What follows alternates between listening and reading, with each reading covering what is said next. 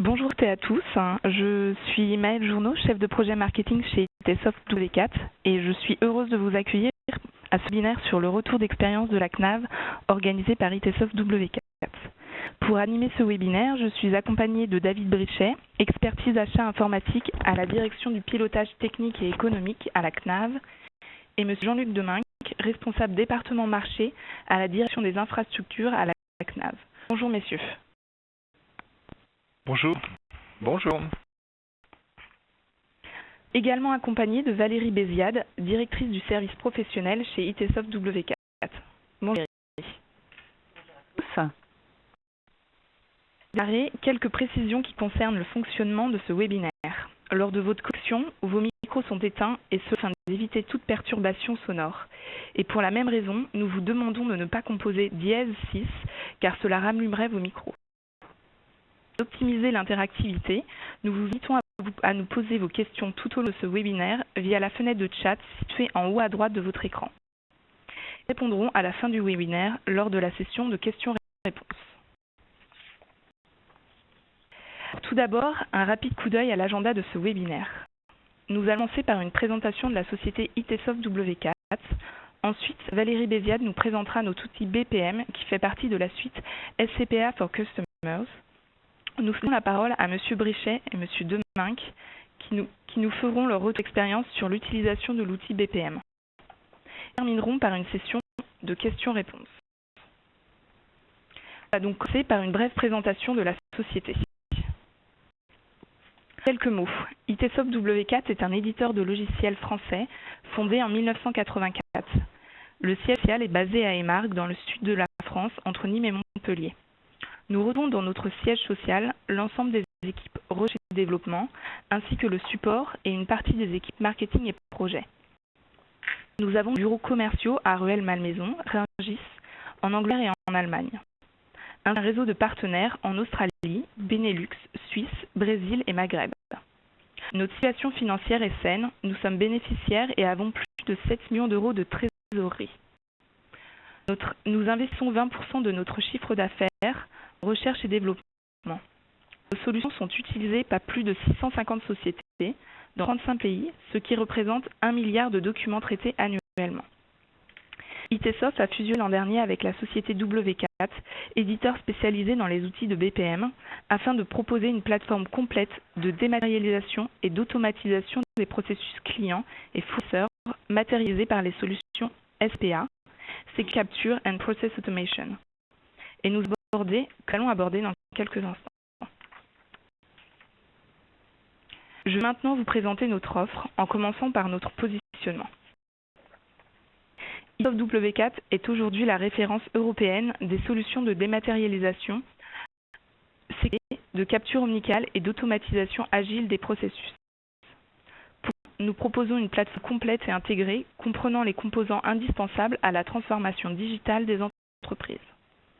Cette forme SCPA est verticalisée autour de deux processus, la relation client et la relation fournisseur. La verticalisée autour de la relation fournisseur s'appelle SCPA for Suppliers. Elle aide d'automatiser le traitement des factures et des documents fournisseurs. Cette solution s'adresse à tout secteur d'activité, que ce soit la taille des organisations et traitant un nombre important de factures. L'autre suite, orientée processus client, SCPA for Customers, s'adresse aux organisations recevant un nombre important de documents entrants et d'informations des clients ou adhérents sous différents formats, comme les mutuelles, les assurances, les banques et les organismes publics. Je vous présente maintenant rapidement les différents composants de la suite SCPA for Customers. Streamline est l'outil de capture omnicanal. Il permet de capturer tout type de documents entrants et d'informations, quel que soit le format. Documents papier numérisé, papier attaché d'email, documents déposés sur un portail, flux structuré type EDI. ITsoft Streamline intègre des outils de reconnaissance automatique de documents et de lecture automatique de documents afin d'extraire les informations utiles au processus à partir des images. ITsoft PMN+ est un outil permettant de rapidement concevoir, déployer et adapter des processus métiers. On vous en parlera plus en détail dans quelques instants. ITShare permet de stocker et archiver les documents, dossiers clients manipulés par les processus. IT Production Manager est l'outil indispensable permettant de superviser et piloter les processus. Il permet de visualiser les indicateurs de performance, d'identifier les goulets d'étranglement et d'optimiser l'allocation des équipes de gestionnaires. Enfin, ITsoft Fraud Detection SaaS est un portail de services de détection de fraude documentaire. Il permet de faire un certain nombre de contrôles sur les documents d'identité, les pièces justificatives comme les bulletins de salaire. Je vais maintenant laisser la parole à Valérie. Elle va vous présenter plus en détail notre outil BPM qui fait partie de notre solution SCPA for Customers. Bon, donc effectivement, l'offre BPM s'adapte tout à fait à la mise en place de n'importe quel processus métier et se décline dans différents modules qui vont permettre de dérouler les différentes étapes d'un projet. Le premier module, qui s'appelle W4 Web Modeler, est là sur la phase d'identification du besoin et va vous aider à formaliser votre besoin via cet outil qui s'exécute directement à partir de notre site internet dans l'espace collaboratif W4 Store. Vous allez dessiner et cartographier votre processus. C'est un outil qui peut être utilisé par tout utilisateur de type métier, fonctionnel et maîtrise d'ouvrage. Quand le processus est dessiné, vous allez ensuite pouvoir l'animer et le simuler de façon à vérifier que l'ensemble des étapes s'exécutent tel que vous le souhaitez pour atteindre votre objectif. Les métiers vont ensuite donner la main à l'équipe informatique qui va utiliser alors la brique W4 BPMN+. En premier lieu, le composeur, de façon à ajouter à cette modélisation qui aura été formalisée selon la norme BPMN 2.0, en ajoutant toute la partie technique, que ce soit les données, les documents, et une grande place aussi à l'intégration dans votre système d'information. Donc, on est vraiment sur la partie industrialisation du processus et paramétrage. Possibilité bien sûr de préciser à chaque étape qui faire cette étape, quelles sont les données manipulées, notification par mail, alerte en cas de dépassement, un certain nombre de concepts propres à la norme BPMN 2.0. L'étape suivante, qui est toujours liée à l'offre BPMN+, est la mise en place de l'application web, qui va permettre aux utilisateurs de réaliser les actions qui leur sont affectées. Cette application donc est compatible tout navigateur, mais elle est également réalisée sur mesure selon votre besoin. L'objectif, c'est que cette application soit intuitive et qu'elle ne demande pas ou peu de formation pour prise en main lors de la mise en exploitation. Les bénéfices d'une application de BPM est évidemment de garantir le respect du processus que vous aurez modélisé, pousser la bonne information à la bonne personne au bon moment, éviter les doubles saisies par une forte intégration avec votre système d'information. Et cette exécution va pouvoir être supervisée et pilotée via le composant Production Manager, qui va permettre aux responsables d'équipe de piloter l'activité de ses collaborateurs, donc en évitant des surcharges sur l'un donc pour pouvoir les passer sur une autre personne, et également superviser potentiellement des dossiers qui n'avanceraient pas suite à des données incorrectes ou pourquoi pas à une erreur de conception du processus. Donc cet outil Production Manager va aussi permettre d'identifier des améliorations. Donc là, on va rentrer dans le cercle vertueux pour revenir en modification, voire en révision du processus. Donc tout ça autour de W4 Store, qui est donc l'espace collaboratif qui va permettre d'exécuter le Web Modeler, de partager les processus soit via des groupes privés, soit via des groupes publics. Et ensuite, lorsque donc vous êtes client, vous pouvez échanger l'ensemble de vos informations avec les équipes techniques de W4 et de ITsoft. Alors, la meilleure façon d'illustrer ces outils, c'est de vous faire un retour d'expérience sur un projet que nous avons mené avec la CNAV durant ces derniers mois. Et je vais donc laisser la parole à David Brichet et à Jean-Luc Deminck, qui font partie de l'équipe projet de la CNAV et qui vont vous expliquer comment nous avons collaboré ensemble. Ils vont donc vous présenter donc leur entreprise, vous expliquer comment les procédures de marché public étaient gérées donc au sein de CNAV avant la mise en place de l'application Image, quelles étaient les problématiques, comment ils ont choisi d'utiliser W4 BPMN+ pour répondre à leurs besoins, la mise en œuvre de la solution, donc toute l'étape de mise en place du projet, évidemment sur l'application qui est maintenant en production, les bénéfices attendus, ceux qui ont déjà identifiés, et puis les perspectives court et moyen terme. Voilà, je laisse la parole à Jean-Luc. Donc, après, plus avant dans le vif du sujet sur l'applicatif lui-même, quelques mots sur la présentation donc, de la CNAV. Donc, la CNAV, c'est l'organisme tête de réseau de la branche vieillesse, qui est une des 4 branches de la sécurité sociale du régime général. Donc, les 3 autres branches étant la famille, la maladie et le recouvrement. On avait le premier organisme français de retraite, puisqu'on gère 70% de la population active. Les 30% restants étant dans des régimes spéciaux, des régimes particuliers. La mission principale donc, de la branche retraite, c'est de la carrière de chaque assuré, puisqu'on alimente sur un compte individuel ouvert au nom de chaque salarié, et bien donc ces trimestres suite aux déclarations de données sociales que font les entreprises sur leurs salariés.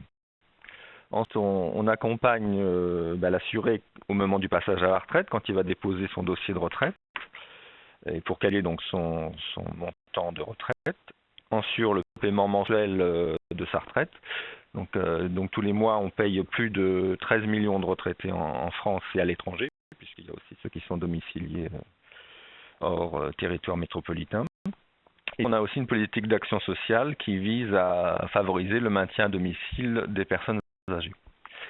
Le réseau de la branche retraite donc compte 14 500 salariés et est composé donc de la CNAV, donc qui est la Caisse nationale qui a une double casquette, puisqu'à la fois donc tête de réseau des caisses de province, et puis aussi elle assure la fonction donc de caisse régionale pour l'Île-de-France.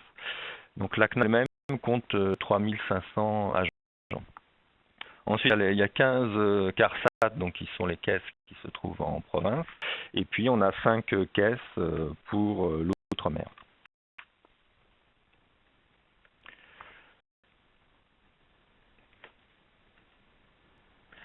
C'est maintenant un plus sur l'applicatif lui-même, donc qui est donc un applicatif pour gérer les procédures de passation des marchés publics, puisque la CNAV est un établissement public administratif, donc il a l'obligation donc d'appliquer la réglementation des marchés publics avec toutes les contraintes que l'on connaît. On a environ plus d'une centaine de marchés notifiés par an, donc ce qui exigeait effectivement un suivi particulier. Donc auparavant, on a eu une base Lotus qui nous permettait de suivre donc les procédures, qui avait été abandonnée et on avait retourné à des circuits entièrement papier.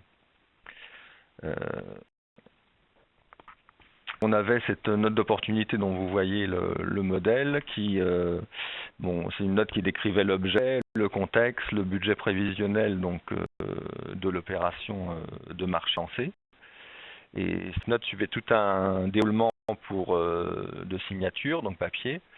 Et après, une fois la note signée, eh bien, effectivement, il y avait le lancement proprement dit de la procédure de passation du marché avec la constitution donc, du dossier de consultation des entreprises qui est fourni aux entreprises qui veulent candidater au marché public, la publication des annonces dans les journaux d'annonces légales.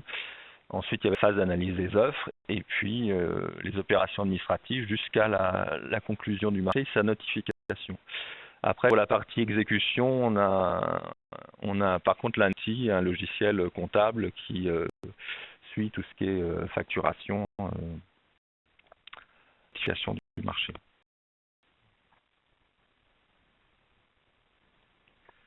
La thématique qu'on avait, c'était du coup un traitement essentiellement papier, donc avec des paraphres qui circulaient dans les couloirs de la CNAV, avec du coup problématique à ce transit de parapheurs.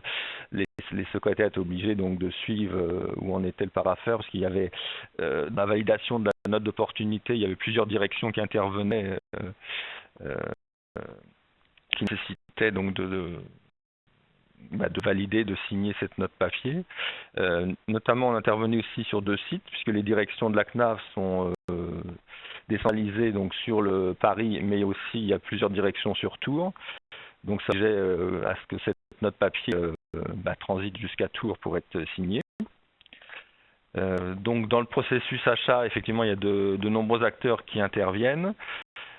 Donc ça, c'est les directions clientes qui sont au lancement donc du projet de marché, en passant par la direction juridique et puis la direction contrôle de gestion qui donne son aval sur le budget, jusqu'à la direction générale qui donne l'opportunité donc avant de lancer l'opération. Donc manque de traçabilité puisque les directions clientes qui avaient un projet en cours ne savaient pas trop où en était l'opération, donc elles appelaient les différents services pour savoir où on en était dans le process. Il y avait des délais de validation donc de cette note d'opportunité qui pouvait être assez long, des fois plus d'1 mois, et donc il y avait un risque effectivement de perte de l'information pour les différents acteurs.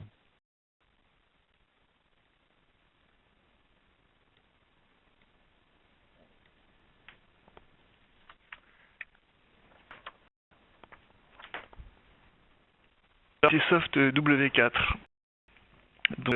L'outil BPM était déjà utilisé dans le cadre d'un projet métier au sein de la branche retraite, compte pénibilité. Et donc on avait une certaine connaissance du moteur et on souhaitait capitaliser sur l'existant, d'une part sur les connaissances des équipes et d'autre part sur les environnements déjà installés en recette et en production. Donc on a souhaité capitaliser un peu sur l'ensemble de nos compétences pour travailler sur ce nouveau projet en utilisant le moteur BPMN. Donc on a travaillé sur un cahier des charges qui a été rédigé conjointement entre la DSI et les équipes de la direction des infrastructures. Ensuite, on est passé sur une phase de chiffrage. On avait des contraintes de délai. On souhaitait que cette nouvelle application puisse être installée assez rapidement. Donc le planning était relativement serré puisqu'on avait commencé à travailler l'année dernière, enfin plutôt même vers la rentrée, vers septembre, et on souhaitait bénéficier d'une application dans un délai environ de 6 mois. Je crois qu'on le reverra plus tard sur le planning qui est présenté. Et puis on a travaillé ensuite sur des documents de spécification qui ont été transmis à W4, qui ont dû nous faire une proposition qui répondait à l'ensemble de nos exigences, et donc on est passé sur cette solution. Je disais, la première proposition nous a été transmise en septembre 2015. On a travaillé sur une cartographie du processus qui a été validée en octobre. Les développements ont débuté en novembre et on a fait la recette livraison d'application sur février, sur une période couvrant de février à avril. Il y a eu quelques échanges, des petits points à aller.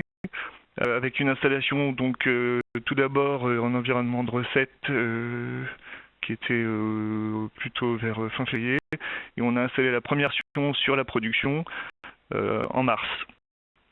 En certaine phase de paramétrage, puisque dans l'outil, il y a des fonctionnalités qui sont à la main du client, et donc on a paramétré cet outil sur les profils utilisateurs, tout un tas de choses, sur le courant avril, et on a commencé à travailler dans l'application début mai, avec les premières opérations qui ont été lancées, je crois, pour pas dire de bêtises, à partir du 11 mai.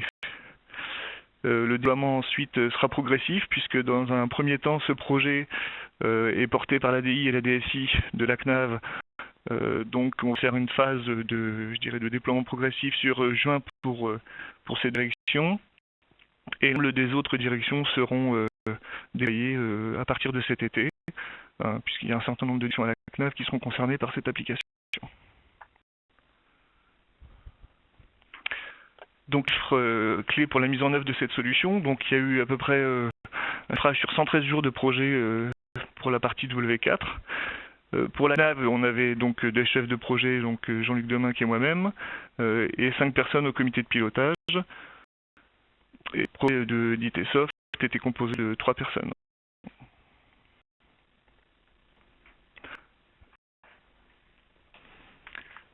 Donc, maintenant, on va vous présenter les profils qui peuvent intervenir sur l'application. Donc, il y a ces différents intervenants donc, qui sont dans le process achat. Donc, on démarre avec le chef de projet dans une direction cliente. C'est celui qui va créer l'opération et qui va donc lancer le démarrage de l'opération. Ensuite, le valideur direction cliente, donc c'est le responsable du chef de projet, donc il va valider ce que le chef de projet aura saisi. Ensuite, il y a différentes validations qui interviennent. Donc, au niveau de la direction infrastructure, dans la direction achat, en fait, la direction juridique. Donc, on vérifie l'inscription au plan d'achat, on vérifie la conformité réglementaire, notamment par rapport au seuil de procédure. Ensuite, il y a une validation donc DCN, c'est une direction de contrôle de gestion, donc c'est la validation budgétaire. Et la direction générale qui donne son accord sur l'opportunité, qui permet ensuite de lancer vraiment la procédure de passation du marché. Ensuite, un profil qu'on appelle gestionnaire qui comporte en fait les juristes qui vont suivre la procédure de passation du marché, qui passeront les différentes étapes. Et puis un profil consultation, un peu plutôt réservé à des secrétaires, des assistantes de direction, également pour les services facturiers, qui leur permet de connaître l'état d'avancement des procédures, mais donc c'est un profil sans droit de modification, c'est juste un profil de lecture des informations. Au niveau des procédures, donc on a en fait listé toutes les procédures, donc à jour avec la nouvelle réglementation donc, des marchés publics depuis le 1er avril 2016, sachant qu'on a la main au niveau de l'administration fonctionnelle pour créer ou modifier des procédures dans le paramétrage, si effectivement s'il y avait encore des modifications réglementaires qui impactaient les procédures que l'on a prévues jusqu'à maintenant. Chaque procédure est associée à un certain nombre d'étapes, donc qui est plus ou moins grand selon la procédure. Bien sûr, un dialogue compétitif, il y a plus de 20 étapes. Par contre, dans un avenant, il n'y a qu'une dizaine d'étapes. C'est une procédure assez longue, parce que certaines procédures, notamment les appels d'offres, peuvent durer 6 mois. Donc c'était tout l'intérêt aussi d'avoir un outil de suivi, parce que effectivement, du fait de ces délais importants, on finit par plus savoir où en est la procédure. Donc là, ça permet à tous les acteurs de partager l'information et de savoir où on en est dans la procédure de passation d'un marché.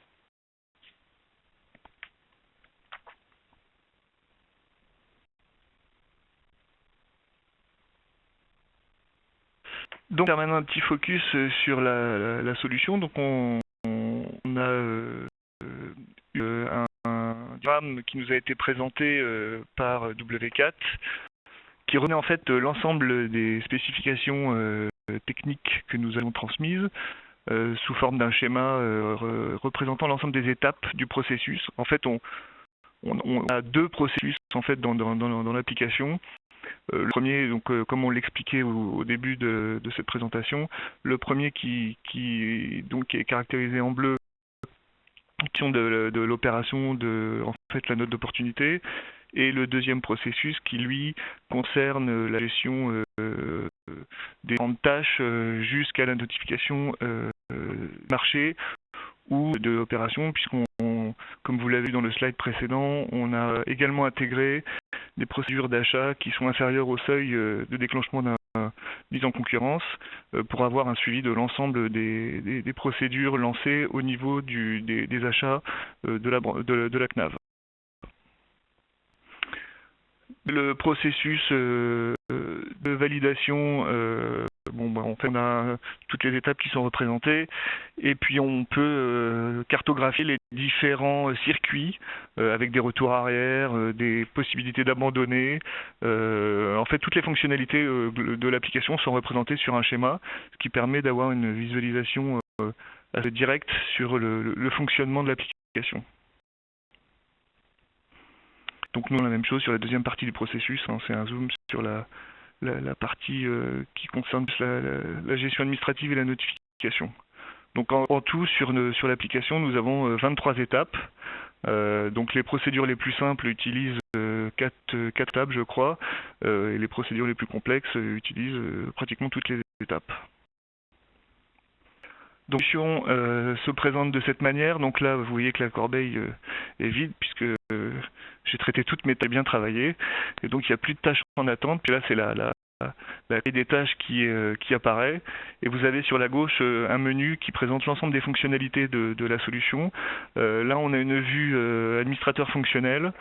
Donc on a bien entendu les fonctionnalités courantes et on a en plus toutes les fonctionnalités liées à l'administration visibles pour les autres utilisateurs qui ne sont pas administrateurs. Donc la création d'une opération, on a un certain nombre de champs à renseigner. Le libellé de l'opération, la direction cliente. Pour la direction informatique, nous avons une petite subtilité puisqu'il y a il y a 2 étapes supplémentaires qui ont été intégrées pour de la validation opérationnelle et budgétaire. Donc si on sélectionne une opération informatique ou non, les étapes seront parcourues ou ne seront pas parcourues. Et puis on renseigne les différents champs, l'objet, la nature, les estimations en termes de montant. Une fois qu'on a renseigné tous ces éléments, il y a le type d'opération, la forme du marché, toutes les informations courantes d'un marché public. Ensuite, un planning prévisionnel qui est automatiquement apparaît automatiquement, avec la possibilité de modifier certaines dates. Donc il y a des dates qui ne sont pas modifiables pour des raisons réglementaires. Si on peut essayer de raccourcir un peu les délais en fonction des différents éléments dont on code, et puis des impératifs opérationnels. Je passe au slide suivant. Ensuite, il y a la possibilité d'avoir une visualisation sur l'ensemble des opérations et on a un moteur de recherche pour sélectionner les opérations par date, par état d'avancement, par type de procédure, etc. Et on a un planning qui apparaît et on peut zoomer par opération sur l'ensemble des étapes de cette opération avec la possibilité de voir si les tâches ont été franchies dans les temps qui ont été estimés ou si on est en retard et auquel cas les cases deviennent rouges et on voit que là on a un retard et on sait exactement à quelle étape on est en retard par rapport à une procédure. Ça permet aussi pour nous de faire appel, disons, à la personne qui n'a pas validé sa tâche en temps et en heure et qui met tout le processus en retard. Et bien entendu, si les étapes suivantes sont validées de manière plus proactive, on peut tout à fait rattraper le retard et à ce moment-là, on revient sur une procédure qui redevient verte puisqu'elle est dans les temps qui étaient impartis au départ. La possibilité aussi de rechercher, donc une fois que une procédure a été notifiée, donc elle a été transformée en marché, elle est archivée dans l'outil, entre guillemets, alors toutes les pièces qui ont été insérées dans le cadre de la procédure, elles sont déversées chez nous sur un autre type d'archivage que l'on utilise par ailleurs. En revanche, les éléments importants du marché, eux, sont sauvegardés dans l'application et donc on peut faire des recherches sur un marché de manière qu'on recherche une procédure. C'est un moteur de recherche très similaire.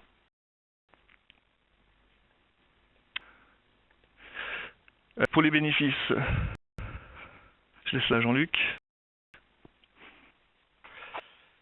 Donc on a utilisé effectivement l'application depuis relativement peu de temps. On peut déjà tirer quand même un petit bilan. Déjà on voit que on peut gérer de bout en bout à travers les 2 workflows le pilotage des procédures. On assure un reporting donc sur tout le processus, donc c'est une visibilité de l'état d'avancement, un partage d'informations entre tous les acteurs. En plus, il y a quand on passe certaines étapes qu'on a finies comme des étapes clés, il y a un envoi de mail qui est fait aux personnes concernées, donc il les alerte directement dans leur boîte mail sans être obligé d'aller se connecter à l'applicatif. Donc on voit qu'il y a un gain de temps important, notamment sur la validation de la note d'opportunité qui demandait presque un mois, avec ces délais de couloir des parfeurs papier. Donc là, comme tout est le circuit matérialisé, on gagne des...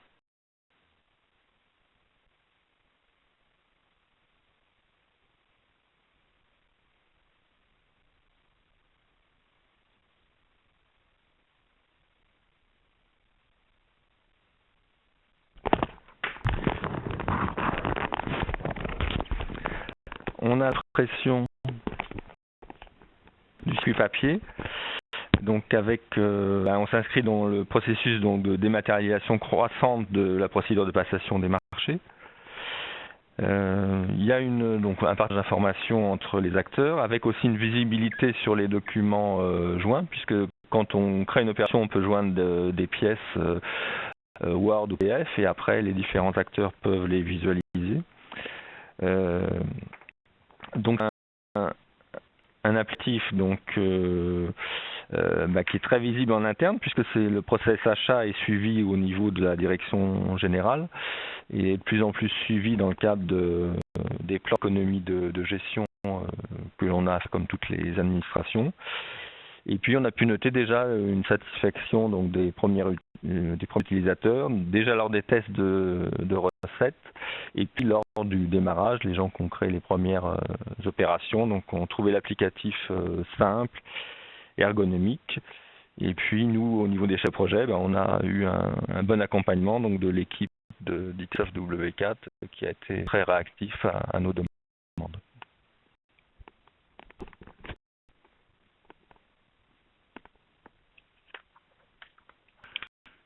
Donc l'objectif sur le mois de juin, c'est bien entendu de valider la stabilité de l'application. Comme dans tout projet, on rencontre toujours des petits problèmes, pas de stabilité, mais parfois de performance, qui sont la plupart du temps liés au fait que les environnements de développement chez l'éditeur ne sont pas forcément exactement les mêmes qu'on peut avoir en production ou en recette, en tout cas à la CNAV. Donc il y a des petits réglages à affiner, et donc ces réglages ont pour la plupart été d'ores et déjà mis en production. Donc on se laisse vers fin juin pour finaliser la stabilité de l'application, et que l'application sera complètement stabilisée, et surtout que nous on aura vraiment pris la main sur l'application, et qu'on aura pu dérouler un certain nombre d'étapes avec différentes directions concernées par le processus. On pourra commencer à déployer l'application à l'ensemble des directions de la CNAV. Il y en a un certain nombre. On a déjà quelques évolutions qui sont en cours d'étude, puisque c'est à l'usage qu'on se rend compte qu'on souhaite parfois optimiser un peu le fonctionnement des applications, et en présentant les différentes fonctionnalités au directeur, on a eu quelques recommandations des évolutions. On a soumis à W4 et ils sont en train en ce moment de travailler sur ces évolutions, et on fera un arbitrage très prochainement en fonction des différentes propositions qui nous seront transmises. Et puis on a aussi en interne un certain succès, et donc quelques départements ou services, notamment à l'informatique, mais très probablement bientôt dans d'autres directions, voient déjà un usage autour de cette application, puisque finalement le fondement même de cette application peut répondre à un certain nombre de besoins sans gros développement majeur. Et donc un petit peu, on peut étendre à d'autres processus comme des validations de conventions qui parcourent tout un parcours du combattant pour arriver à la signature de la direction. Tous ces processus sont aujourd'hui faits sous format papier et pourraient être automatisés, dématérialisés via des applications qui seraient très similaires à celles qu'on a déployées pour la partie de gestion des marchés.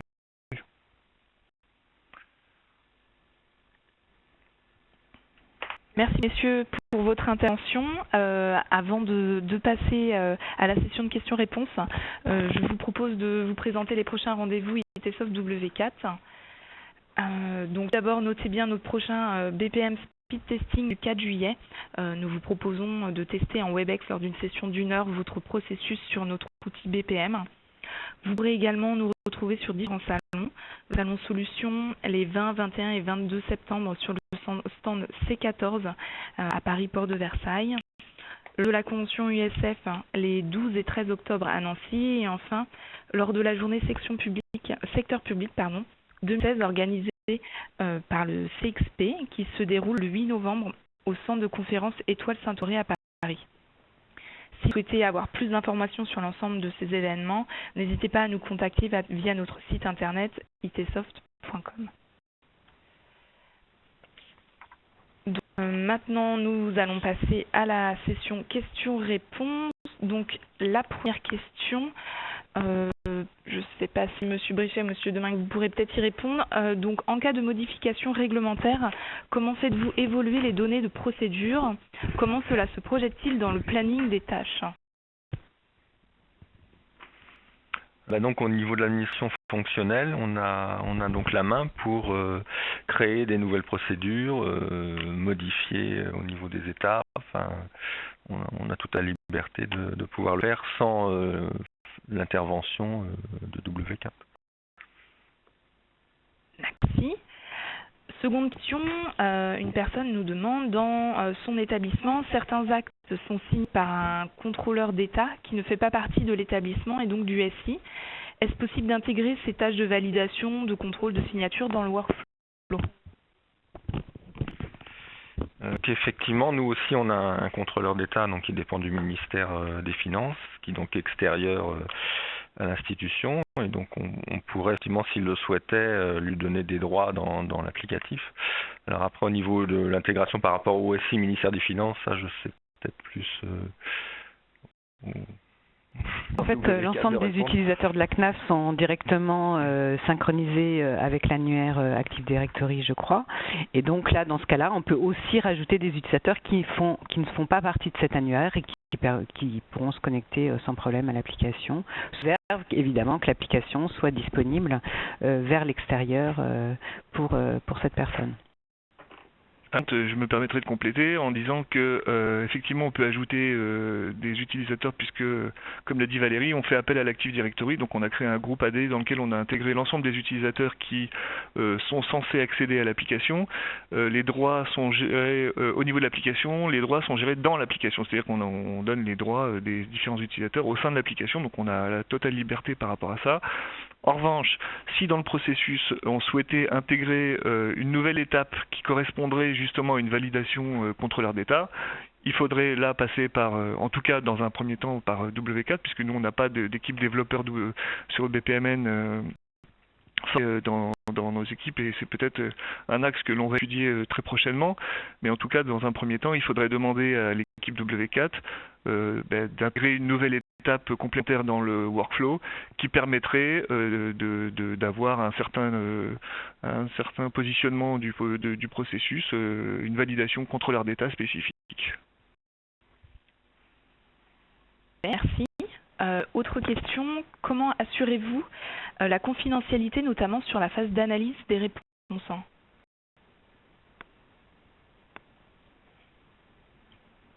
Dire que dans l'application, alors d'abord les droits sont au niveau de l'application, donc seules les personnes qui ont des droits spécifiques peuvent accéder aux différentes étapes, enfin aux différentes procédures. Donc on a la possibilité d'affecter à des utilisateurs et des droits par rapport à l'usage qu'ils doivent avoir au sein du processus, et aussi direction, c'est-à-dire qu'on peut dire que Monsieur Landa a un profil gestionnaire et uniquement pour la direction de la com, et donc on ne verra que les différentes procédures liées à la direction de la com. Déjà on limite à ce niveau-là, et puis ensuite nous dans le workflow on intègre uniquement les documents liés à la procédure. On n'intègre pas forcément les réponses des candidats. Une question un peu plus pour Valérie. Les pièces de nos DCE circulent déjà sous forme dématérialisée dans notre GED. Est-ce possible de s'appuyer sur ce socle pour ajouter les briques fonctionnelles de votre solution? Oui, bien sûr. Donc l'offre W4 BPMN+ s'intègre avec des protocoles standards, pour ne pas le citer, qui s'appelle CMIS. Et donc effectivement, on va pouvoir se connecter aux solutions GED. De la même façon, Monsieur Brichet l'a pas indiqué tout à l'heure, mais effectivement, ensuite, on déverse aussi des documents dans la GED, qui est celle qui est utilisée à la CNAF, qui est SharePoint. Voilà. Donc, il y a possibilité de s'intégrer. Et je crois qu'il y a une autre question qui est relative à la version des documents également. Et donc, effectivement, après, comme on se base complètement sur le système GED, on va pouvoir effectivement versionner les documents sans problème au travers de l'application. Parfait, merci. Une autre question, au-delà de la gestion des marchés, nous avons un circuit de validation des commandes sous format papier pour les gros montants. Est-ce que la solution pourra également traiter cette partie de façon dématérialisée? Qui peut y répondre? Monsieur Deminck? Monsieur Blais, allez-y. Je dirais que dans l'application, nous, c'est déjà un peu le cas, puisqu'on a, alors bien entendu, on a toutes les procédures de marché, mais comme je disais tout à l'heure, on a intégré aussi les procédures qui sont en dessous des seuils, et des procédures d'achat type UGAP. Vous avez pu le voir dans la liste des différentes procédures tout à l'heure, au sein de la présentation. Et donc, les achats UGAP à partir d'un certain montant sont intégrés avec ou sans note. Donc là, c'est des chiffres internes. Mais en tout cas, on a prévu déjà des procédures hors marché qui prennent en charge des achats de gros montants, type, je vous l'ai dit, UGAP notamment. On va prendre une dernière question. Alors, c'est pour toujours vous, Monsieur Brichet ou Monsieur Deminck. Pourquoi avez-vous choisi ce type de solution plutôt qu'un logiciel déjà adapté? Alors, pourquoi avoir choisi cette solution plutôt qu'un logiciel? Eh bien, parce que, comme je l'ai dit en préambule, on a déjà l'utilisation de cette solution sur un projet majeur chez nous. Et donc, ça nous semblait être une bonne chose que de capitaliser sur l'existant, tant au niveau des équipes qu'au niveau des environnements d'infrastructure. Et puis les présentations qui nous avaient été faites au moment des échanges sur ce projet ont montré que la solution était tout à fait à même de répondre à notre besoin. Donc c'est la solution qu'on a retenue pour ces raisons. Parfait. Merci beaucoup. Pour l'instant, voilà, maintenant on en a terminé avec la session questions-réponses. On va pouvoir vous libérer. Je tiens à tous vous remercier pour votre participation, également à Monsieur Brichet, Monsieur Deminck et Valérie d'avoir été présents. Je reviendrai vers vous la semaine prochaine pour continuer de répondre à vos questions et nous vous souhaitons une excellente journée.